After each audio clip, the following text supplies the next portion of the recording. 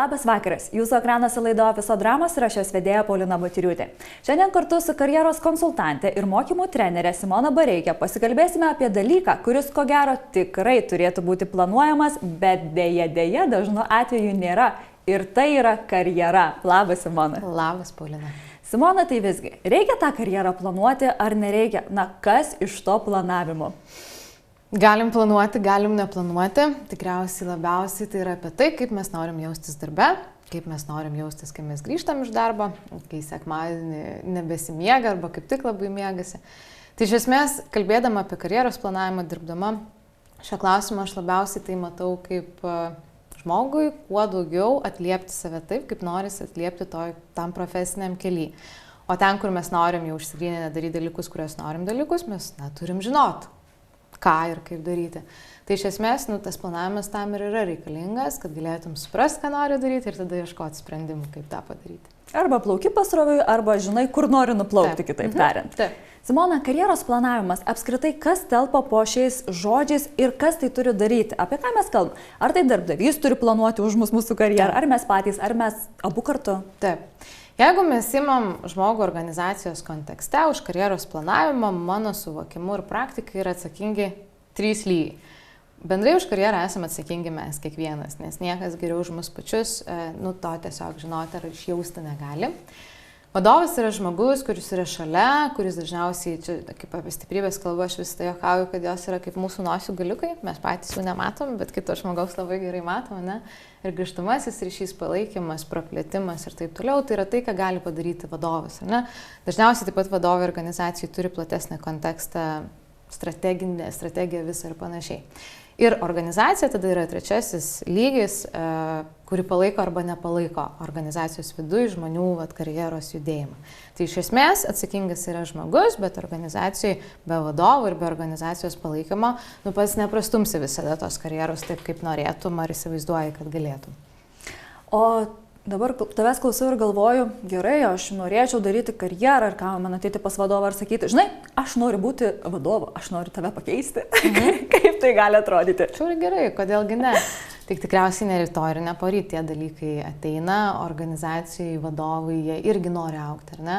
Ir netgi ne vienas, ne du, iš tikrųjų, augančio vadovo vienas, man atrodo, iš požymių arba gali būti strategija bendrai viską organizuoti, siekti tikslų taip, kad jo nebereikėtų. Ne? Aš viską sutvarkau, kad procesai veiktų, nes sako, kad yra geras vadovas, kai jis išeina ir organizacija važiuoja toliau, ne, tam tikrą laiko tarpą. Ir jis pats dažniausiai irgi nori kažko naujo, skirtingo laiko tarpą ir panašiai. Tai auginti savo pamainas yra viskas ok, ateiti pasakyti, kad galbūt mano ateities planas būtų pereiti, tarkim, iš specialisto ar eksperto į vadovaujančią rolę, tai viskas yra ok. Tik nuo to atsispyrę tuomet ir pradedam galvoti, kaip mes galime įgyti papildomų kažkokių kompetencijų, kurių neturim, kaip tai atrodys laiko tarpe, per kokias organizacijos papildomas veiklas ir projektus aš tą galiu padaryti, nes kai mes planuojam karjerą organizacijos viduje, tai vis tiek turi susisieti su organizacija, ne? Turi būti win-win situacija šitoje vietoje. O kaip šiandien dienai žmonės labiau nori daryti karjerą? Horizontaliai ar vertikaliai? Ką visgi labiau vertina, o gal yra kažkokių naujų tendencijų? Vertikalusis karjeros planavimas tikriausiai, galiu sakyti, yra dar iš mano kartos laikų. Aš manau, kai 2007 metais aš įeidinėjau į darbo rinką, tai ir universitete mes tuo metu mokėmės ir toks buvo tiesiausias ir aiškiausias, kad aš lipu. Junioras, midas, senioras, galbūt vadovaujantį poziciją ir panašiai.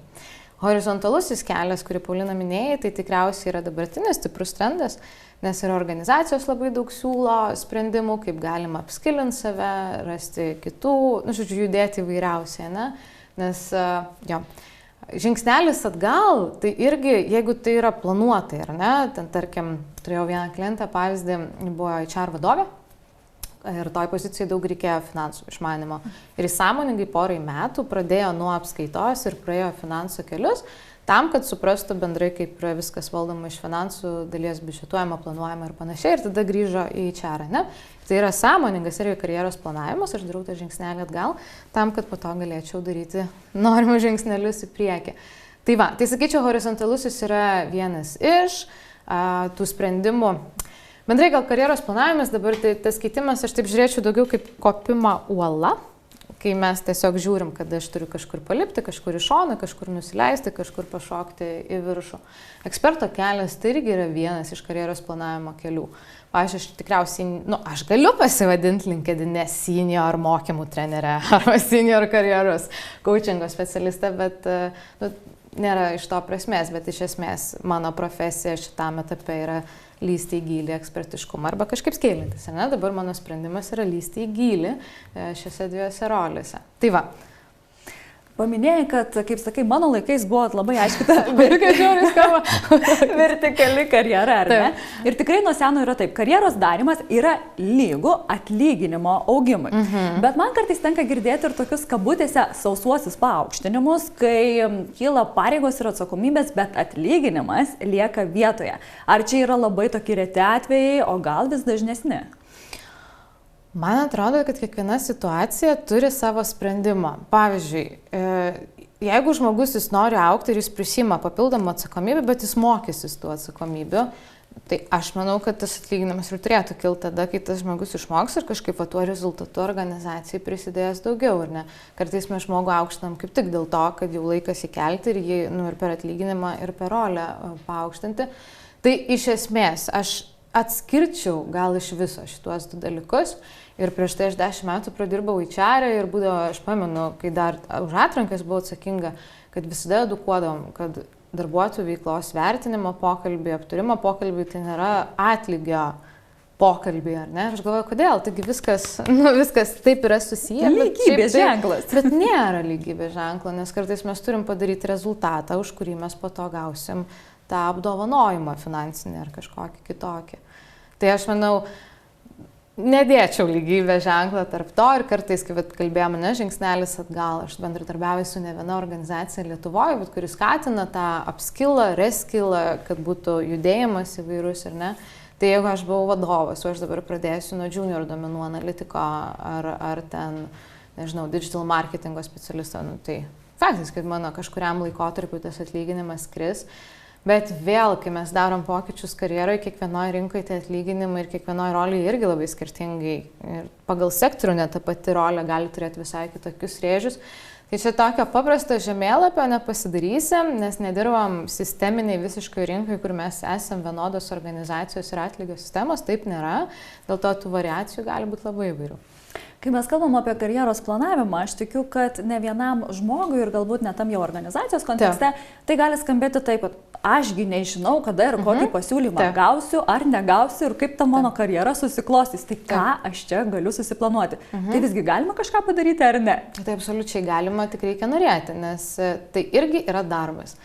Tai aš pati dirbdama su klientais individualiai, bet su tuo pačiu, ką aš darau praktikoje, aš nešu į organizacijas, dirbdama su vadovais ar uždama karjeros konsultantus organizacijos viduje, yra žingsniai, nuo kurių prasideda karjeros planavimas. Ir, pavyzdžiui, mano praktikoje pirmasis žingsnis tai yra savianalizė. Nes aš labai stipriai esu į stiprybės orientuota, taip mes turim tobulinti, jeigu reikia, bet per prievartą tas, kas nėra mums duota, pavyzdžiui, man Excelis nėra duotas. Ir aš kažkada sudirbus rolį, aš skaičiuodavau ten daug finansinių dalykų Exceliuose ir aš neįsivaizduoju, koks tam buvo gale rezultatas, nes nei aš gebėjau labai gerai, nei man buvo įdomu tą daryti. Per kančias tiesiog. Visiškai, nors jau ir kursus ir taip toliau ir padaryti, bet aš tikrai nebuvau superstarsas ten, tarkim, lyginant, kaip man sekės personalį dirbti, o sekės tikrai gerai su visokiais, aišku, irgi iššūkiais ir panašiai. Tai va, tai pirmą mes turim praeiti savianalizės dalį ir tikrai suprasti, ką mes norim neštis ir per įgūdžius, ir per tai, kokį mes rezultatą geriausiai galim per tas stiprybės generuoti. Lygiai grečiai visada šalia, ką aš noriu išmokti naujo, nes net dirbant tą pačią rolę mes vis tiek nuolat turim augti, nes viskas žiauriai keičiasi, ant to paties neišstovėsim, jeigu taip galima pasakyti. Tai va, tai pirmą turim suprasti save, kai mes žinom, ko mes norim, tada mes einam į antrą, tai organizaciją prasitirti, rinką prasitirti ir žinoti, kur yra tie sprendimai. Ir kiekvienam čia vėlgi yra labai individualus. Pavyzdžiui, kai aš dar dirbau personale, ir aš visada žinodavau, jeigu ne šita organizacija, arba, pavyzdžiui, jeigu aš dar norėčiau išsiskailinti save kaip HR verslo partnerė, aš žinau rinkoje 3 įmonės, aš puikiai žinau personalą, kuriame aš gal galėčiau kažkaip kitaip dar paaugti, ne? Ir kai mes žinom, kur organizacijų, kokiais projektais nebūtinai rolę keisti, aš galiu įdėti pusę kojos į kažkokias kitokias atsakomybės ir taip kaupti savo patirtį, ne? Ir kai aš žinau, kaip aš galiu pasimti ar ten įgūdžius, ar projektus, ar kitą patirtį, tada aš žinau, kur man atsidurti, kai atsiranda proga atsidurti.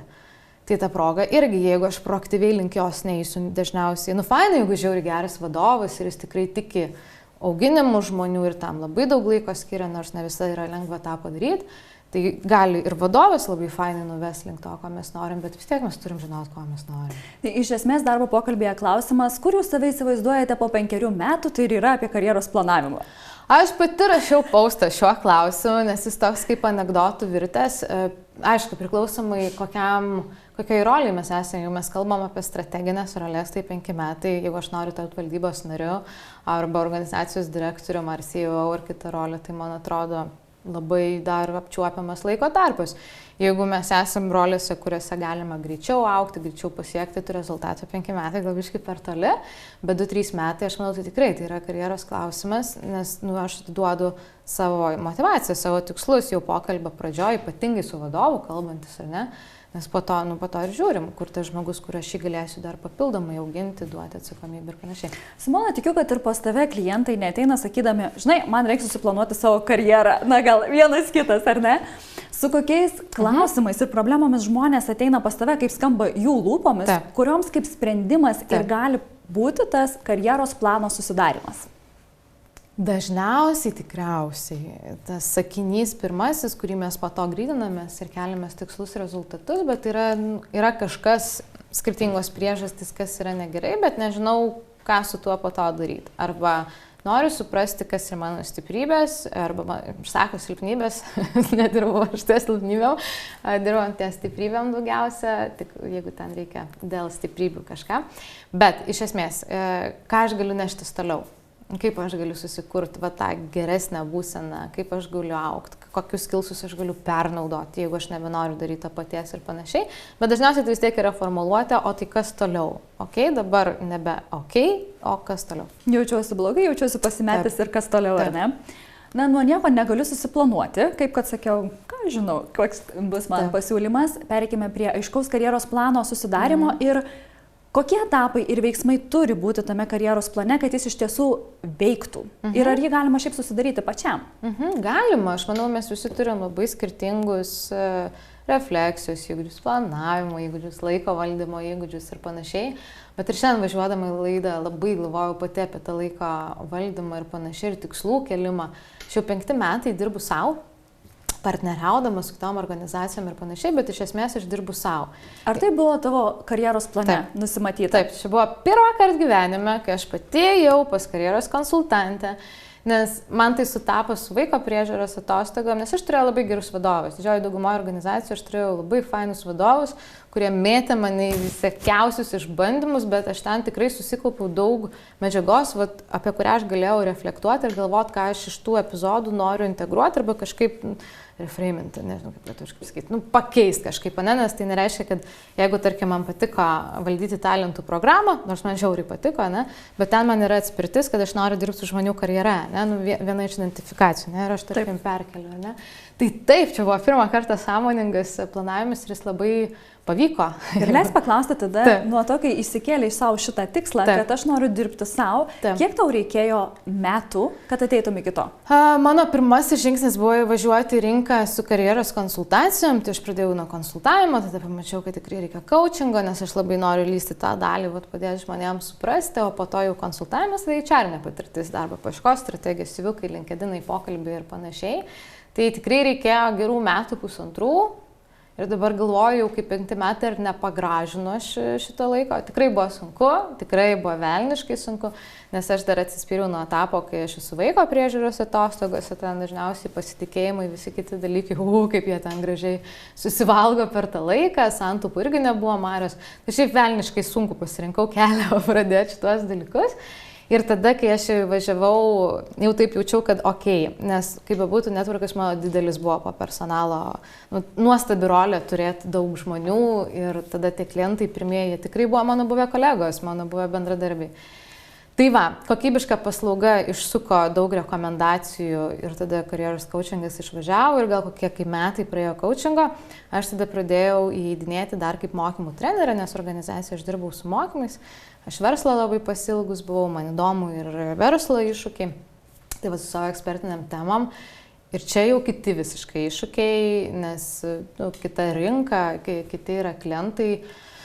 Ir gal praeitą spalį aš galiu sakyti, kad aš jau taip pradėjau kvėpuoti šitoj vietoj ir žinot, kad okei, nes ir viena ir kita mano sritis yra labai banguotos, yra sezoniškumai, yra vasaros, yra kalėdos ir panašiai, tai tada viskas vienu metu vėl yra ten ruduo, pavasaris, tai žodžiu, daug laiko. Labai daug laiko, daug reikėjo pastangų ir daug to laiko, kur tu darai ir dar neskini tų vaisių ir panašiai.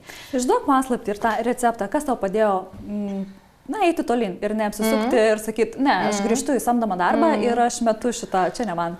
Ne, aš grįžti samdomą darbą nenorėjau, nes kad ir ten nesvarbu, kad tas rezultatas ir ten pajamos gal netokios, kokią norėtum, bet prasmė, tai yra tai, kas laiko. Bet šiaip tai yra aplinka ta, kuri palaiko. Tai visų pirma vyras, kuris visą laiką suportina ir sakė, daryk, kiek tau reikia, aš dabar padengsiu šeimą, ten visą kitą. Finansiškai ir taip toliau. Ir aš tikrai turėjau, ir iki šiol turiu labai daug palaikančių žmonių iš aplinkos. Mano draugai, tie patys klientai, netgi būna, aš pamenu, gal kokiais 2 metais pradėjo man klientai sakyti, Simona, tu turėtum paslaugų kainą pasikelti, nes tavo kaina ir ką tu teiki rinkoje nekaip atrodo, o ten viduje vėl tie visi imposteriai, ten taip toliau ir panašiai. Tai šiaip tai aplinka, taip overall, draugai, pažįstami, tie, kurie jie taip visada patraukia ir taip pastumia. Tai lygiai tas pats yra organizacijų ir taip toliau, kai mes sąmoningai žinom, ko mes norim. Pavyzdžiui, aš pamenu, vienoje organizacijoje aš su anglų labai straglinau ir man ten davė anglų mokyti ir taip toliau. Tarkim, man iškelia tikslą, ten per pusmetį turi pakelti iki C1 lygio, ne, ir ten po pusę metų susitiksim pasikalbėti. Ir buvo talentus komandos tymas, kur mes angliškai bendradarbiavom ir po kiekvieno myto jie sakydavo, Simona, tu panaudoji tokią ir tokią frazę šiandien, tu šiandien praktiškai be klaidų kalbėjai ir taip toliau. Ir tai irgi yra palaikymas augintis tą naują skilsą. Tai kai mes planuojame savo karjerą ir kur mes žinom, kur mes stringam, kur mums reikia pagalbos, tai mes galim aplinkos paprašyti, mums padėti šitą vietą. Ir kur ta prasmė yra tada? Visiškai. Taip. Tai apibendrinus, tarkim, ir iš tavo patirties, nes visas tavo kelias praeitas ir savų kailių, ne tik teoriškai, kokie yra svarbiausi to veiksmų plane, kokie yra tie etapai ir veiksmai, kas ten turi būti, kad jis tikrai suveiktų. Tai pirma, po savianalizės atsiranda antras žingsnis kryptis, ar ne? Ir tada iš krypties turi vis tiek, aš manau, atsirasti kažkokie sprendimai. Jie gali atsirasti per rolių pavadinimus, jie gali atsirasti per tai, kokį aš rezultatą noriu generuoti, nes tą galima padaryti kitaip, ar ne? Ir tada aš labai kviečiu turėti nedaugiau 2 tikslų. Tų pačių didžiųjų. Čia patų, kur būsi po 5 metų, ar ne? Jo, visiškai. Ta vizija, tas link ten, link kur aš einu, nes jeigu šiaip vieno yra per akis, ne, nes jis tikrai yra tas didysis, ne, jis yra. Ir tada aš asmeniškai, aš turiu tuos 2 tikslus, tai vienas su karjeros coachingu, kitas su mokymais, konsultavimo organizacijom. Ir tada aš brėžiausi tokią kaip piramidę. Taip, tai smart turi būti tikslai ir visa kita. Ir kai tik ateina kažkas iš šono, žiauriai fainas, nežinau, pradėk man savo laidas vesti, ne, arba man pradėk savo podcastą vesti. Ar mane dabar šitam žingsnį tas fainas dalykas, jis mane priartins ar pritolins, nes yra žiauriai daug fainų dalykų, o dar galiu šitą skilsą pasimokyti, o dar čia šitas seminaras, o čia galiu sudalyvauti šitam renginį ir taip toliau ir panašiai, ne? Artina ar tolina link mano tikslo. Ir tada taip labai koncentruotai, tikrai smart, labai išdėliotai, sakau, aš dabar dirbu savo, bet irgi, yra etapų, kai velniškai nespėju. Ką aš kaltinu vadovo organizaciją? Ne, aš esu 3 viename, aš nebeturiu ką kaltinti, vadinasi, aš blogai planuoju, ne? Ir ne organizacijos iškelti tikslai yra galbūt aš negerai išsikėliau tikslą, ar ne? Tai va, tai turėti tą tikrai ir tada labai smart išsiskaičiuoti laike, elementariai, ten vėl galiu pavyzdį pagal save dėti. Dar kai visai mažas vaikiukas buvo ir kai pradėjau konsultuoti, aš išsikėliau tikslą turėti 5 konsultacijas per savaitę. Tai reiškia vakarais arba savaitgaliais, nes dieną aš su vaikiuku, ne? Ir aš nepaskaičiavau, kad man kelias yra 1,5 valandos atvažiuoti iki studijos, ar ne? O tada dar kamščiai, o tada dar reikia pasiruošti konsultacijom ir panašiai. Ir aš ten straglinu ir po to suprantu, tai kad aš žiauriai blogai pasiplanavau, tam etape aš to dar turėti negalėjau. Ir dabar suprantu, bet tada, kai pats užsikeli savo kažko, kas yra per daug, to dramblio nebegali suvalgyti, tada galvoju, tai aš nieko nepadarau, kad čia man visiškai nesiseka, ne? Tai va tas labai labai apgalvojimas, kas po ko.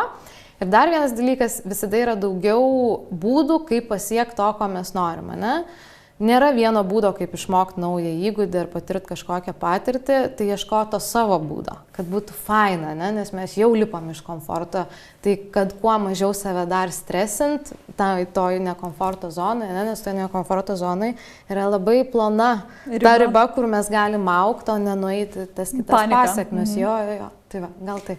O kokias klaidas pastebi, kad žmonės daro būtent keisdami karjerą, nes karjeros keitimas iš vis tokia atskira tema ir didelis reikšmingas dalykas. Taip. Ir kokias klaidas ir tam įgyvendinime, ko jie neapgalvoja, nepasveria, o po to kaip taisyklė nusivilia.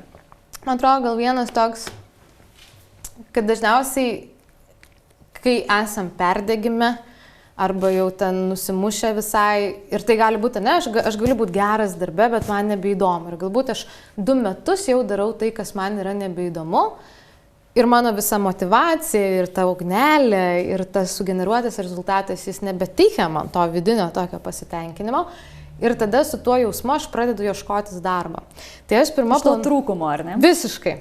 Ir tada einam į pokalbius ir sakom, aš tai ko norėtume, kad nebūtų taip, kaip mano organizacijai buvo, ne? Bet aš pokalbį kaip, noriu kitos žinutės tikriausiai, ar ne?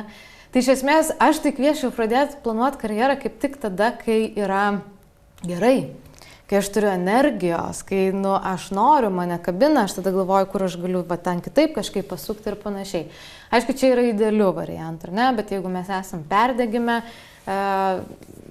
tada, gerai, nelimkim tos labai sunkios temos, jos yra daug gal šitam kontekste, bet iš esmės gal dar duoti tiesiog savo laiko, nes karjeros planavimas, tai nėra tų greitų piliulių, kad ateis vieną sesiją ir jau po savaitės žmogus žinos, būna, bet dažniausiai tie žmonės jau būna pasidarę labai daug namų darbų ir jie atsineša žiauriai daug informacijos, kurią belieka ten sudėlioti tą momentui geriausiam sprendime.